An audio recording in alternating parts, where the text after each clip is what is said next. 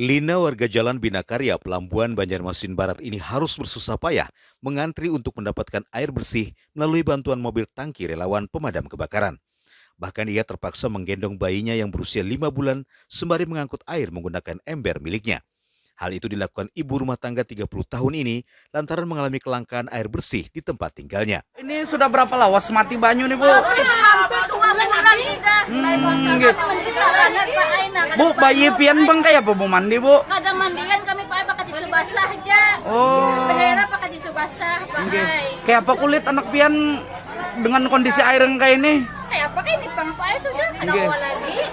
Banyak galon kada galonan Pak Ai kada katukaran kami. Nggih. Pian Tolongnya Bapak Ai banyak kami normalakan lagi Pak Ai. Kasihan Pak Ai kami berapa bulan anak pian nih? 5 bulan. Oh, nggih. Tolong Pak lah, banyak kami normalakan Pak Ai. Kasihan kami kalau banyak. Ini pian ini mangkut sorangan aja lah kalau Anda, kadang anak-anak katanya begawi. Kalau bisa sih dilancarkan gitu. Soalnya kan banyak keluhan dari warga saya, mereka bayar terus tiap bulannya, sementara airnya pemasukan air kurang banget gitu. Sementara kan kalau memang kami sangat membutuhkan banget, nyedot pakai mesin, itu kan membebani banget sama kami. Listriknya kan warga kami membayar dengan mahal kan, pakai mesin air itu. Bisa kadang kalau di sini Bu, itu warga ngambil airnya di mana? Di sungai kecil, nggak ada sungai yang besar, nggak ada, sungainya kecil sekali.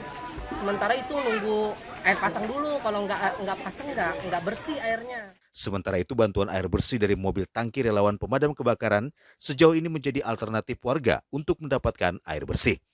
beberapa minggu kemarin Pak RT dan Bu RT kemarin ke sana sudah, RT di sini. Di sini dampaknya ada yang 7 RT dampaknya.